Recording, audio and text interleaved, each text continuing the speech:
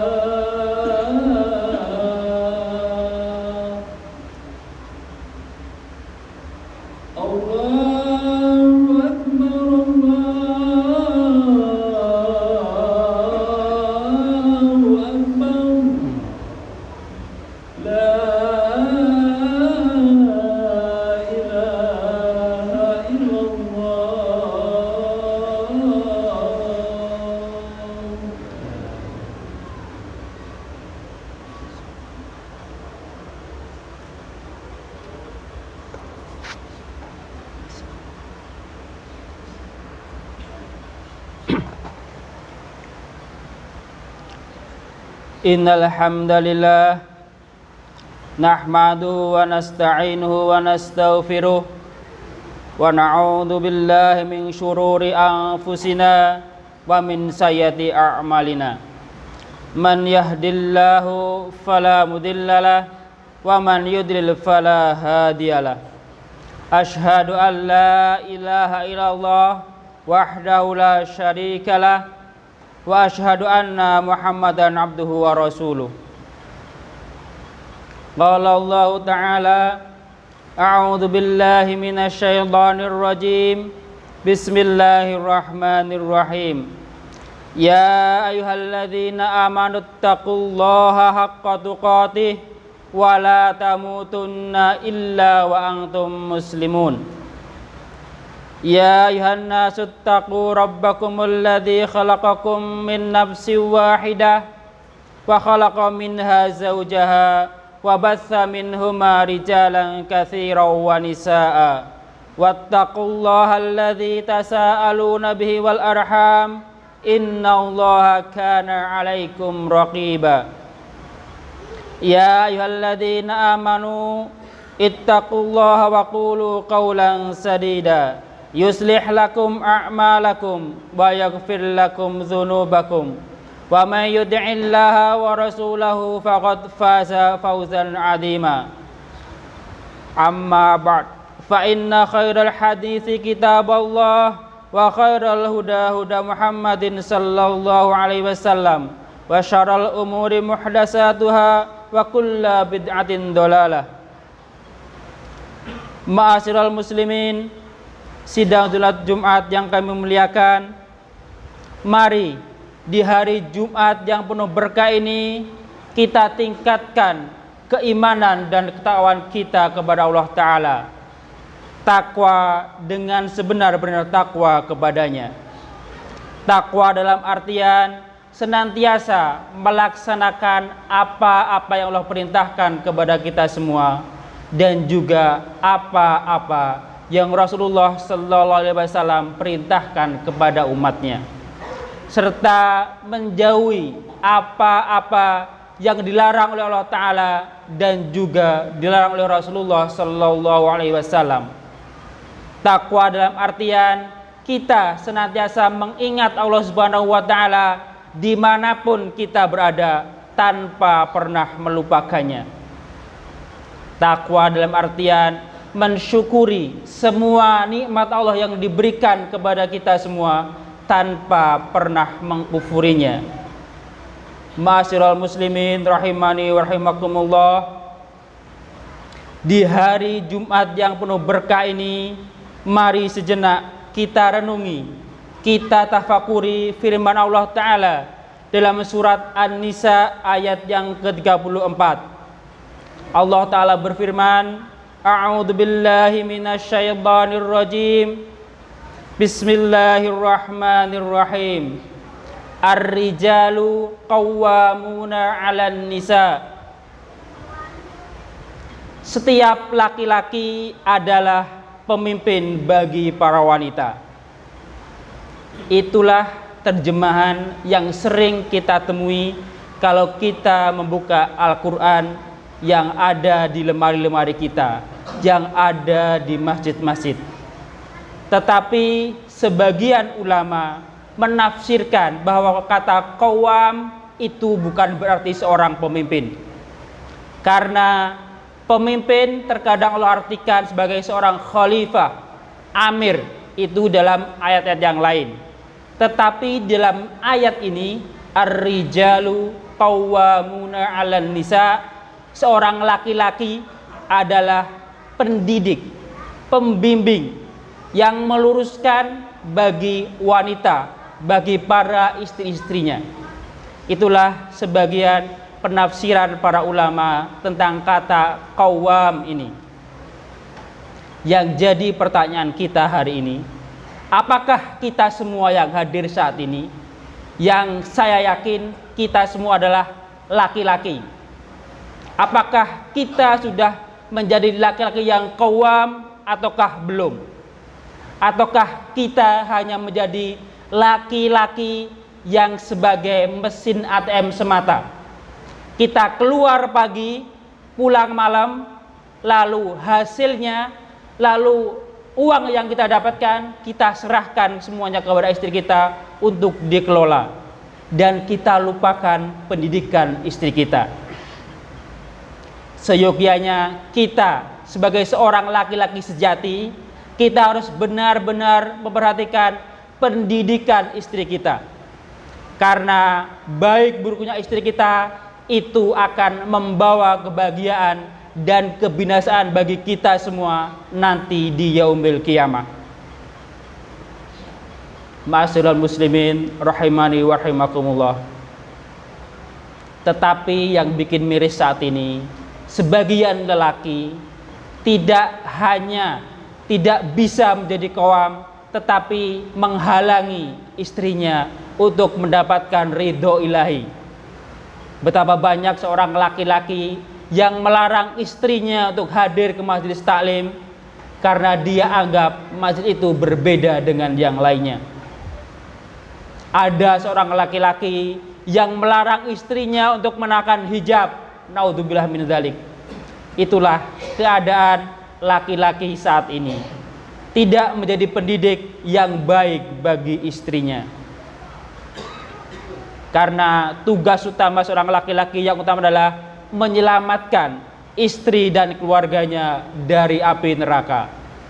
Qu anfusakum wa ahlikum naro. Jaga, peliharalah diri dan keluargamu dari api neraka. Itulah tugas utama, tugas sesungguhnya bagi seorang laki-laki yang telah berkeluarga. Tidak hanya mencari nafkah dengan membanting tulang siang dan malam, tetapi dia menyempatkan diri untuk mendidik, untuk mengajari keluarganya. Dia didik istrinya untuk sholat dengan benar. Dia didik istrinya untuk bisa berpuasa di bulan Ramadan. Dia didik istrinya untuk menjaga kehormatan dirinya. Dan dia didik istrinya untuk bisa taat kepada suaminya. Karena 4 hal itu jika ada pada diri istri kita, maka insya Allah istri kita akan dipersilahkan masuk ke dalam surga dari pintu manapun yang dia sukai. Idza sholatil khamsaha wa idza shamat sahraha wa idza hafizat farjaha wa ta'at zaujaha fadkhilil jannah min aina idza syi'ti. Jika seorang wanita bisa menjaga sholat yang 5 waktu, menjaga puasa di bulan Ramadan, menjaga kehormatan dirinya, dan dia taat kepada suaminya, masuklah dia ke dalam surga dari mana yang dia sukai. Itulah pendidikan yang harus kita berikan kepada istri-istri kita. Jangan sampai kita lupakan itu. Kita tahu istri kita sudah malas sholat, segera kita ingatkan, segera kita beri peringatan agar segera melaksanakan sholat. Kita kasih tahu bahwa bulan Ramadan adalah kewajiban puasa bagi seluruh kaum muslimin dan muslimat. Maka kita ajarkan dia untuk berpuasa. Kita ajarkan kepada istri kita untuk menjaga kehormatan dirinya dengan menutup pakaian yang syar'i pada badannya, tidak menampakkan auratnya. Karena dengan menampakkan aurat, maka bisa jadi dosa akan mengalir kepadanya. Dan juga kita ajari istri kita untuk taat kepada suaminya.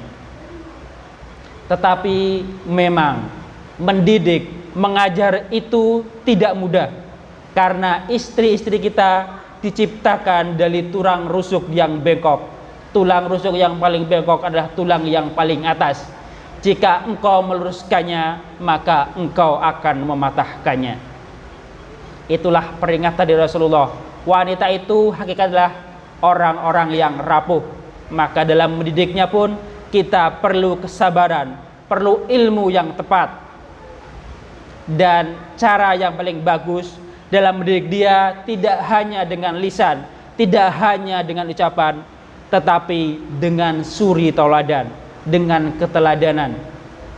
Jika kita bisa sholat 5 waktu di awal waktu, berjamaah di masjid, insya Allah istri kita di rumah pun akan bisa mengikuti kita semua untuk sholat di awal waktunya juga. Jika kita dalam bulan Ramadan bisa berpuasa dengan baik, tidak hanya mengurangi, mencegah makan dan minum semata di siang hari, tetapi juga berpuasa hati, mata, penglihatannya semuanya dia puasain, maka insya Allah istrinya pun juga akan bisa berpuasa dengan benar. Jika kita mampu menjaga kehormatan diri kita, maka insya Allah istri pun juga akan bisa menjaga kehormatannya. Dan jika kita bisa taat kepada Allah Ta'ala dengan sebenar-benar taat kepadanya, yakinlah istri pun juga akan bisa menjadi istri yang taat kepada kita semua. Setelah pendidikan dengan lisan kita kerjakan, dengan suri tauladan kita kerjakan, ternyata istri kita belum juga menjadi istri yang solehah. Yang terakhir yang perlu kita kerjakan adalah dengan berdoa kepada Allah Ta'ala. Karena doa adalah senjata utama seorang mukmin, senjata utama orang-orang yang beriman. Bagaimana Nabi Ibrahim alaihissalam dalam mendidik keluarganya, dia lebih banyak berdoa kepada Allah Ta'ala, karena tidak bisa bersinggungan secara langsung dengan istri dan anaknya yang ditinggalkan di kota Mekah. Sedangkan Nabi Ibrahim sendiri harus kembali ke Palestina, ke tempat yang Allah berikan kepadanya. Dan juga bagaimana Nabi Muhammad SAW seringkali tatkala ditimpa kesusahan, seringkali dia bermunajat, berdoa, meminta tolong kepada Allah Ta'ala. sehingga sesuatu yang awalnya mustahil bisa Allah berikan kemenangan kepada Rasulullah SAW dan juga seluruh umat manusia saat itu.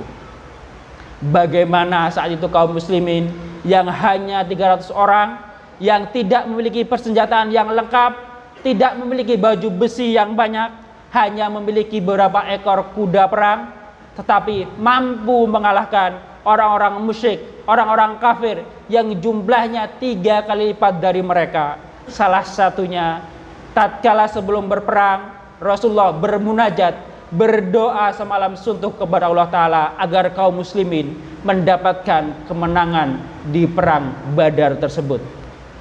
Dan juga bagaimana Muhammad Al-Fatih mampu membebaskan Konstantinopel saat itu dengan berdoa, dengan bermunajat kepada Allah Ta'ala, dan beliau hentikan perang 1 hari agar kaum muslimin bisa berpuasa sunnah, bisa beribadah maksimal kepada Allah dan bermunajat dengan sepenuh hati kepada Allah. Baru esok harinya digembur habis-habisan orang-orang Nasrani di Konstantinopel, sehingga saat itu juga Konstantinopel takluk kepada kaum muslimin, yang mana penaklukannya menunggu waktu hampir 8 abad lamanya. Ma'asyiral muslimin rahimani wa rahimakumullah, kami ingatkan kembali, kita semua adalah laki-laki, maka mari kita semua menjadi pendidik, menjadi guru, menjadi suri teladan di tengah keluarga kita. Jangan sampai kita di keluarga hanya menjadi mesin ATM semata, yang mana pendidikan ini sangat penting bagi keluarga kita. Dengan pendidikan ini, semoga keluarga kita masuk semuanya ke dalam surganya Allah yang penuh dengan kenikmatan, yang penuh dengan kesenangan di yaumil qiyamah nanti. Aqulu qouli hadza wa astaghfirullah li wa lakum.